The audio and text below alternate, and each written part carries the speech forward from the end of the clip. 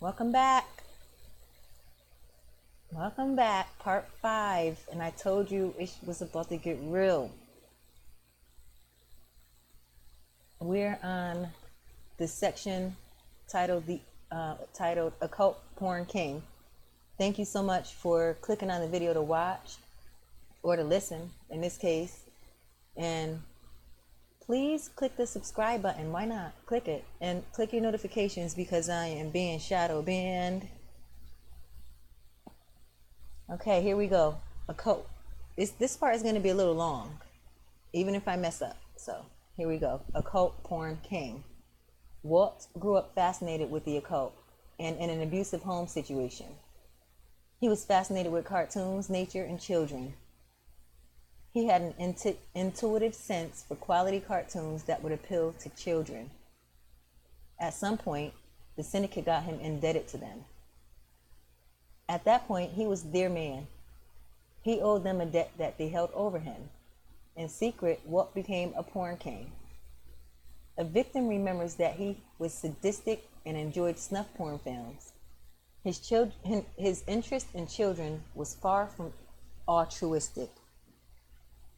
The Habsburgs of the 13th Illuminati bloodline had a sex salon in Vienna, where a porn photographer named Felix Salten worked. Felix Salten wrote a book, Bambi, which was then translated into English by the infamous communist Whittaker Chambers. The elite were just beginning to form the roots for today's environmental movement. The book appealed to Disney because Disney liked animals better than people. In the book, tame animals view humans as gods, while the wild and free animals see humans as demons who they simply called him. The book begins with both free and tame animals viewing humans as rightly having dominion over them. In the end, the animals view all humans as simply being on the same level as animals, a vicious animal only fit to be killed. Disney instructed his animators to make the animals to be human. I want people to forget they are watching animals. Bambi was to receive a Christ-like manger birth, with the animals hailing him as a prince.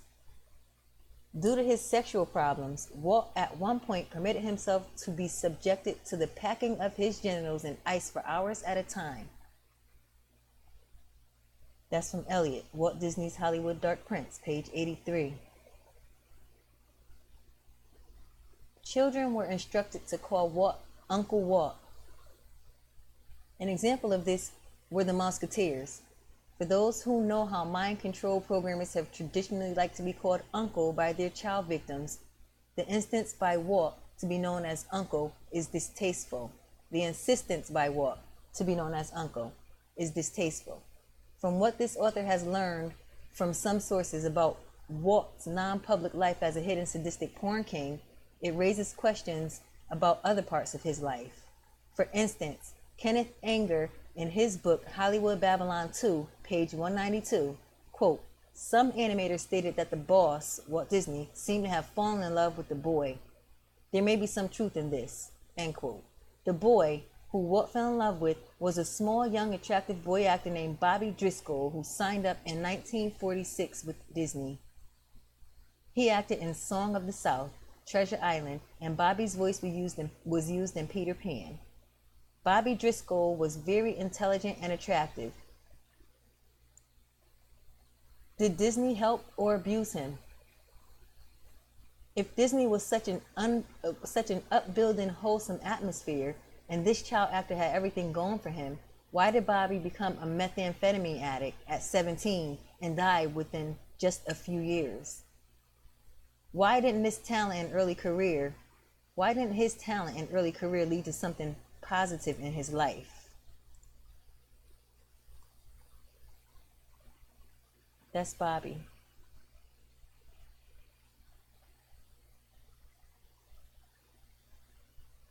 And you can read about Bobby on IMDb.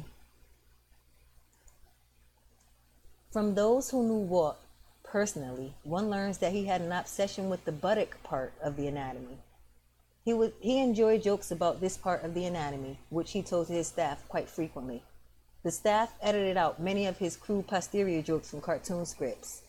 Two examples that got by the editors are a Christmas special where a little boy is unable to button the drop seat of his pajamas. The little boy's problem in maintaining his modesty is the running gag of the cartoon. In the end, Santa gives him a chamber pot. The second example is the paddling machine used on the wolf in the Three Little Pigs. Numerous Disney cartoons feature buttocks of characters provocatively twitching. As a witness before Congress. After World War II, Walt Disney was called upon by Hollywood to testify in their defense to the un-American hearings, which were being carried out by congressmen who were concerned about the heavy communist influence within Hollywood. Walt downplayed any communist influence in Hollywood to Congress. Interestingly, Walt's father was an outspoken Socialist Party leader in the United States who advocated a socialist New World Order. He regularly voted for socialist presidential candidate Eugene Debs.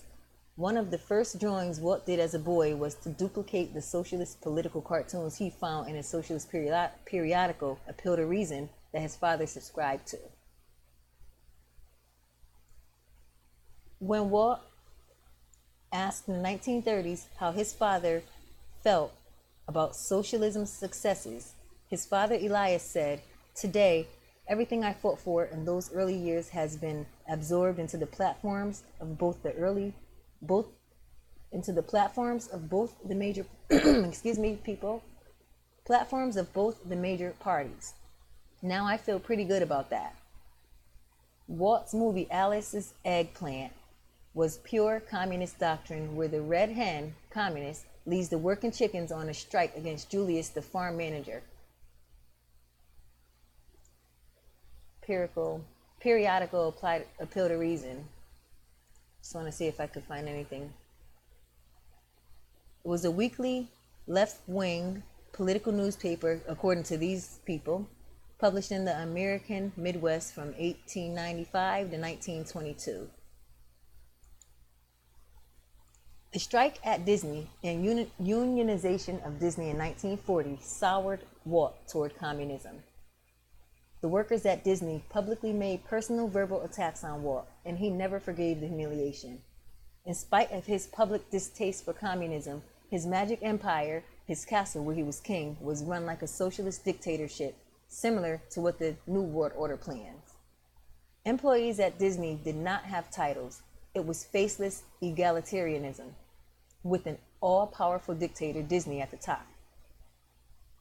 It was racially elitist, too. The only full-time African-American during Walt's lifetime at Disney was a black shoeshine man. Was Walt a socialist of the National Socialist variety? Arthur Babbitt claims, on more than one occasion, I observed Walt Disney and Gunther Lessing there at Nazi meetings, along with a lot of other prominent Nazi-afflicted Hollywood personalities. Disney was going to meetings all the time. Lesser was mobster Willie Bioff's crony. Bioff had spent his earlier days running a whorehouse before coming to Hollywood for the mob.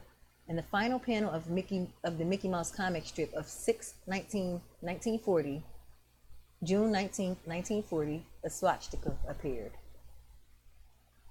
In the final panel of the Mickey Mouse comic strip of June 19, 1940.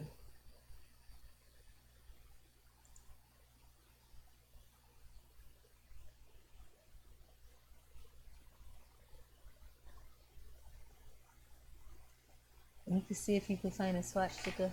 I'll see. He says a swastika appeared in that cartoon. I'm not sure where.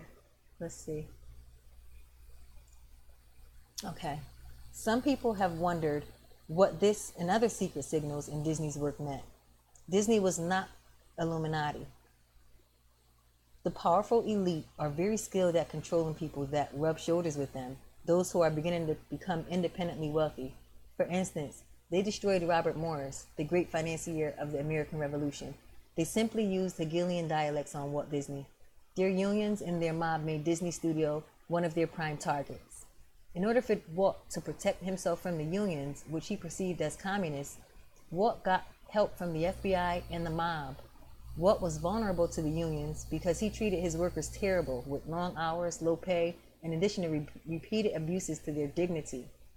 Walt's large number of employees essentially never received any credit or recognition for their years of creativity and hard work, which was all essentially stolen and credited to Walt by the establishment to build his image.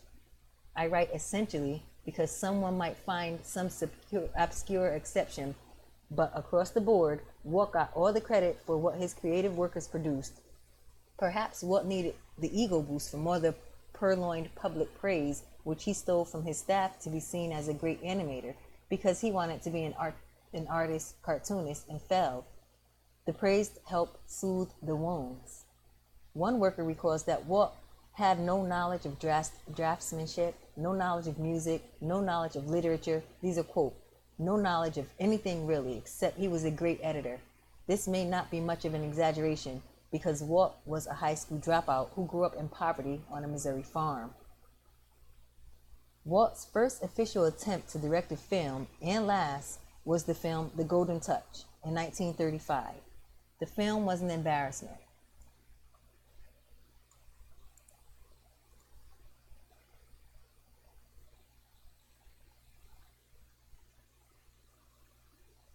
King Midas discovers that the ability to turn objects into gold is more of a curse than a blessing.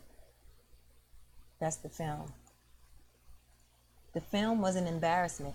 Walt had to pull it from distribution. If Walt lacked abilities to animate and direct, what was Walt's talent?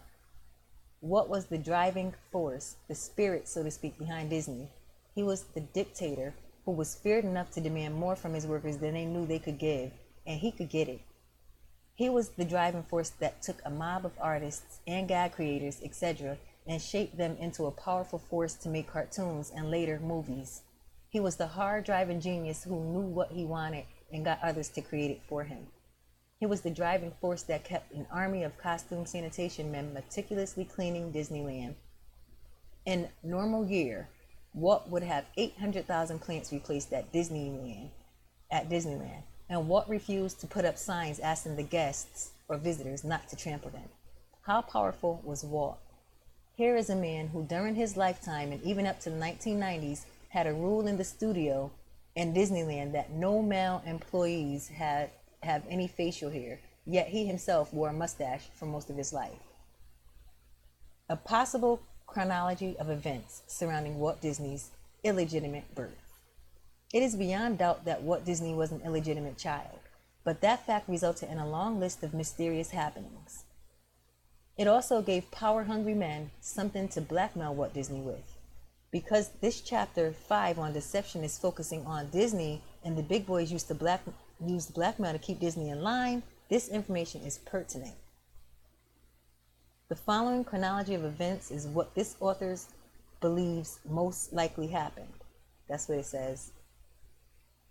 Without any genetic tests, it is difficult to determine beyond a shadow of a doubt who Walt's biological parents were and what the actual history of Walt Disney was. Several people have spent many years investigating the real facts surrounding his birth. Many interesting and tantalizing clues have been found. This author believes that the following chronology is suggested by the evidence. This author's chronology is offered without hundreds of pages of evidence because the mysteries around Walt Disney's birth are here to stay, no matter what excuses people come up with. And this author doesn't want to stray from the intended purpose of the chapter.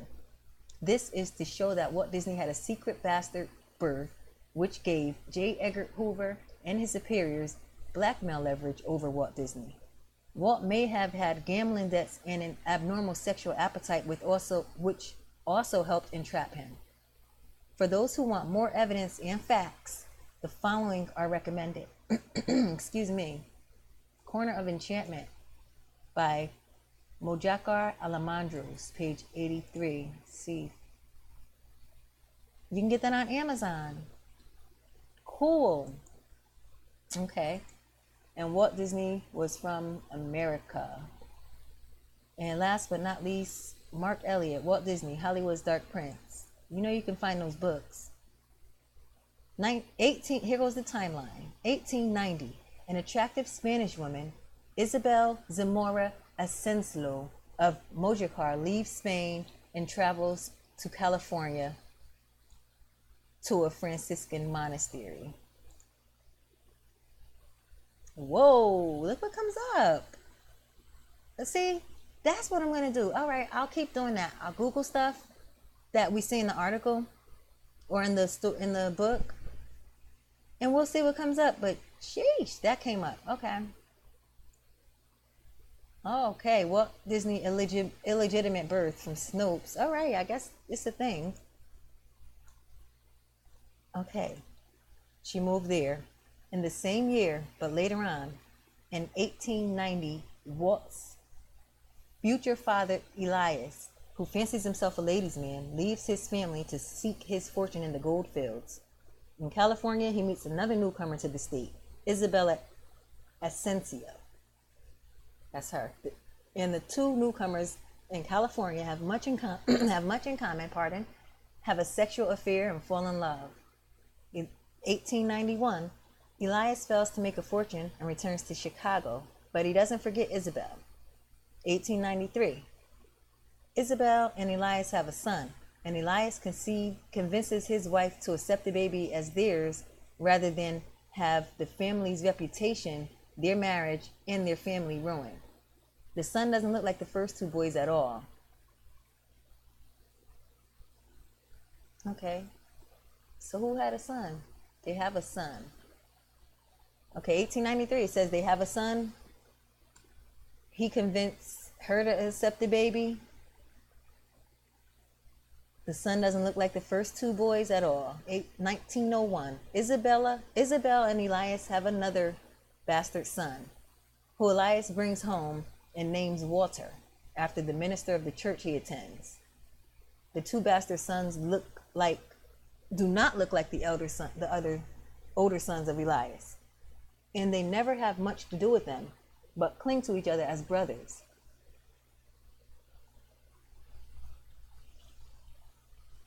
In 1903, the minister of the church Elias attends finds out about the bastard children, and Elias moves quickly out of state so that the scandal will remain secret. Elias has also run up gambling debts. 1905, after moving to Marceline, Missouri, Isabel is hired as the Disney's maid so that she has an excuse to move in with them without creating suspicions. She probably does much of the raising and care of the two boys.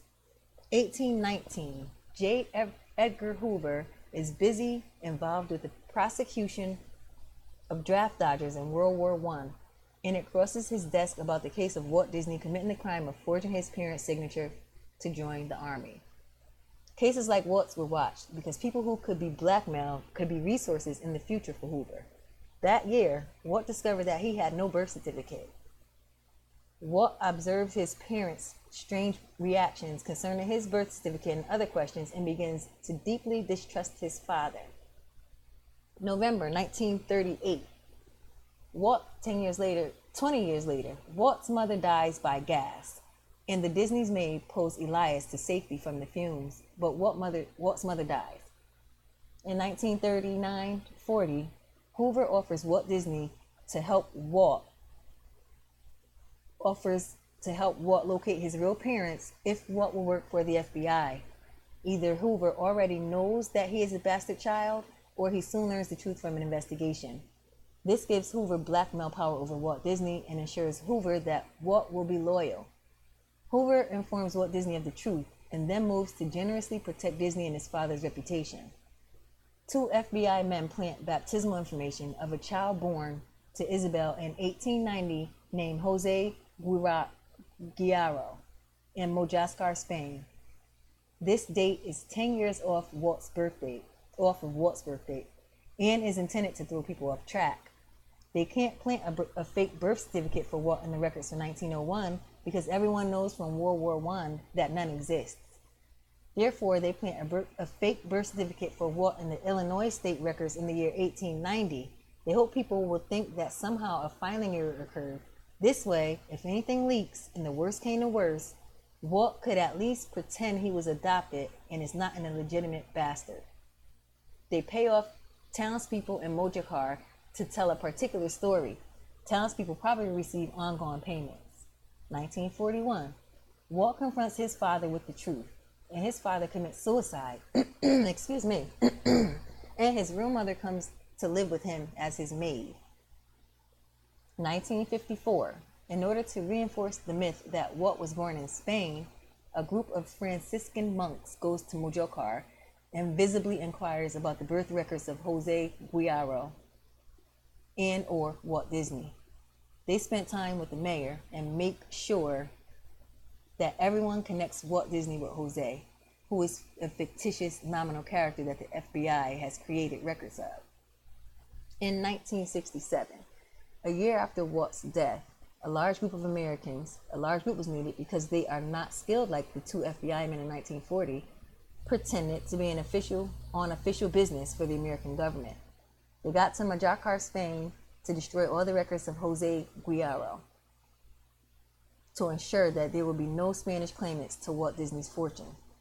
Later, to ensure that the fictitious story is solidly in place to mislead the few who might get by the cloud of secrecy over Walt Disney, the Spanish government does a favor to certain powerful people and pays an investigator to investigate the Spanish origins of Walt Disney. People of the village willingly tell people without any fear or without any fanfare that Walt Disney was born at their village. Unless they have recently done so, the village has never done anything, no monuments, no markers, or anything about the birth site of Walt Disney. They probably didn't do this for years because some of the village probably knew it was a lie. With the other people gone, the lie has probably become well entrenched as truth, and there is most likely some type of memorial to Walt Disney. Excuse me, I want to see.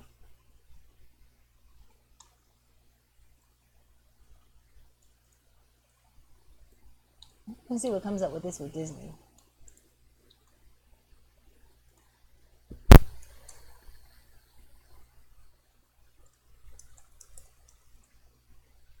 Sorry.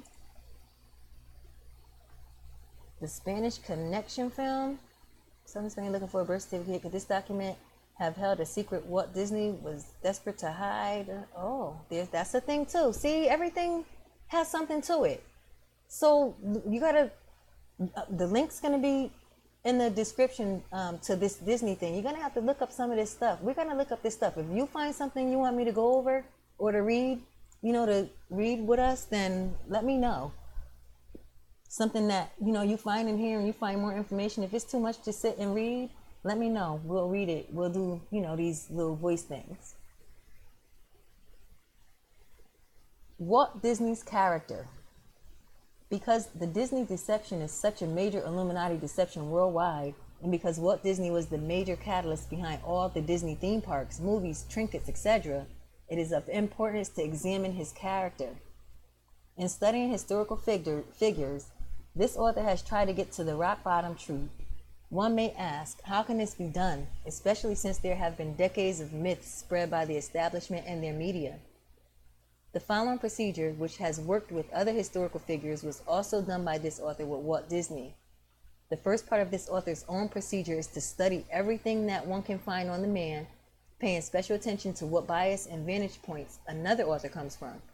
Special attention is also paid to biographers who try to give the whole truth as they have found it, rather than improved biographies that repeat myths, platitudes, and flattery. The investigator has to be careful because there are authors who deceptively say in their introductions that they are detached investigators who are going to be painfully honest in their reporting, when they actually are skillful cover-up artists for the person they write about. When your author, Fritz Springmeier, finished investigating written material about Walt Disney, then I mentally placed what I knew on the shelf temporarily and did a handwriting analysis based on the scientific principles of graphoanalysis as well as the broader field of graphology. This author is a certified graphoanalyst who has done handwriting analysis professionally. Using graphoanalysis and graphology is an excellent way to get an unbiased, very deep look at a historical figure. It is a way to bypass all the propaganda and myths. However, a close historical look and the handwriting analysis of various historical figures have always matched each other, as they did in this case too. Here is what was found. The following paragraphs are how Walt was in the 1920s. The personality profile you will read did not endure. Under the pressure of micromanaging Disney productions, as well as living with financial stresses, by the 1940s, Walt could be found in rages, giving rough treatment to his wife and rough spankings to his two children. He went to psychiatric counseling to cope with the stress. And unfortunately, with the progression of time, by the 1960s, Walt had become a sadistic, egotistical alcoholic. One biographer described him as a bully and know-it-all. A bully and a know-it-all. That's from Disney's World, page 220. Even then, Walt had men working for him, such as Bill Walsh, who had been an orphan child as a child, who worshipped Walt. But here is how he was in the 1920s. Walt was a self-motivated individual with lots of energy, which was constantly seeking some outlet. People have written much about this trait of his. He was more the giver than the taker in relationships. In the first few years, when he was responsible for making business contacts, he often gave away his work without setting prices for profits. He even wrote letters to his boss to the effect that his first priority was good cartoons, not profits, and that he'd work without profits, but he did want some appreciation for his work. That was his sensitive nature showing. Walt wouldn't wait for others to come up with an idea or someone else to make a movie. He was there first. He could communicate his ideas with clarity and ease and move easily from one idea to another. Maybe that's what he meant. He would storm into Disney productions and spew one idea after another into his workers' ears. He enjoyed competition. He had a quick mind and keen perception. He frequently acted on intuition and impulse, taking chances and endangering his own security.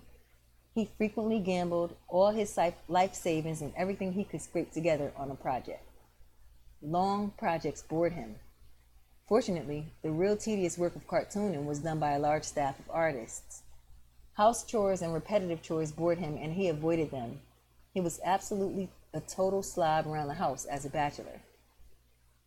He was impatient with vague philosophies. He liked concrete realities. He was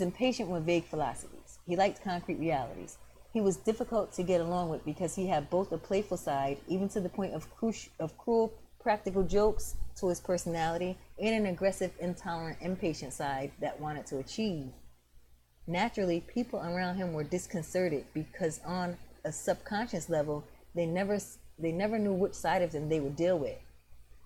The reference series Current Biography, Disney, article page 248 gives the following Walt Disney quote. We don't even let the word art be used around the studio. If anyone begins to get arty, we knock them down, end quote. He was geared for action. He was always inventing ways to get what he needed. He could be explosive when provoked. The old-time associates of Walt remember his explosive temper. He was a person of dynamic energy, sensuality, and keen thinking, and a disciple of the pleasure principle. The pleasure principle. Wow. And Janet Jackson made a song called The Pleasure Principle. I'm sure she didn't think of that. Because his father was so abusive and misused his position of authority, Walt came to be deeply ingrained with defiance toward authority. The themes of his films repeatedly sympathize with those who rebel against authority, and the police and other authority figures are consistently shown as absurd. One way he expressed irresponsibility was with lively dance scenes, which has been a hallmark of teenage rebellion during the 20th century. Comic anarchy reaches its fullest expression in Alice Rattled by Rats, which shows what the rats do when the cat goes away. He felt that rules were for others to follow. That is one reason he would step outside of the law and commit illegal acts. This is one trait This is one trait that may be responsible for some of the criminal activities Walt ended up participating in. Walt also didn't like to be closely supervised. He wanted to manage his Disney Magic Kingdom as if it were his own kingdom. He wanted to be an authority figure and indeed became the dictator of his Magic Kingdom. When his workers differed with his own views and felt that they were infringing upon his inalienable rights as an individual. He was somewhat of a melancholic temperament, that type of perfectionist who still enjoys life.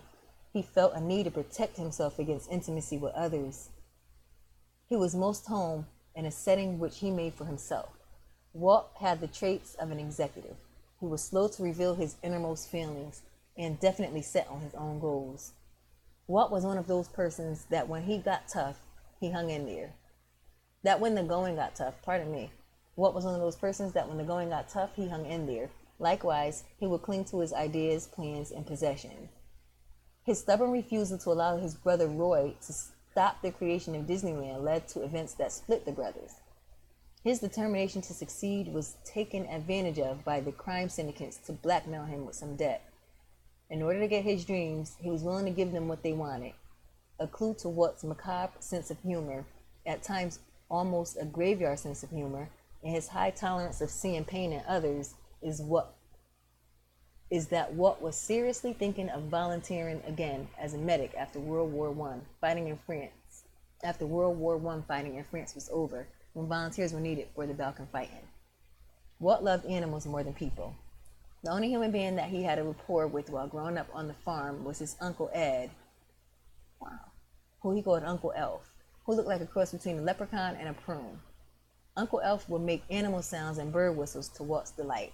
Walt loved the charm of the farm and nature, and he loved royalty, pageantry, and a strict social hierarchy such as Freemasonry provides. He often wove a combination of the barnyard and with royal parades and other trappings of royalty. For instance, in Alice the Piper, the King Hamlin is a farmer who sleeps in a farmhouse. In Puss in Boots, the local king lives in an authentic palace incongruously placed in a village. In his early firm, Alice's Day at Sea, includes both the features of a royal court and an American circus. In typical Disney disdain for authority, he pokes fun at criminal fraternal groups with their rituals and passwords. In Alice and the Dog Catcher, Alice foils the pirates and Alice's mysterious mystery. And while he was a secret FBI agent, he went against Hoover's wishes and poked fun at the FBI's authority. Walt was loyal to what he believed and could be loyal to those individuals who he deemed worthy of his loyalty. But he didn't want anyone with authority. He didn't want anyone to have authority over him. Walt was a 320 Freemason and an occultist. I don't know what that, maybe 32? It says Walt was a 320 Freemason and occultist. He was loyal to that philosophy and loyal in his early years to his older brother, Roy O. Disney, who was a father figure to him. If anyone at the studios agreed with him when he was angry at his brother Roy, he or she risked losing their job. Both brothers were protective of each other, and felt they were the only ones who could criticize the other. Well, that's how brothers and sisters should be. And I didn't say this from the beginning.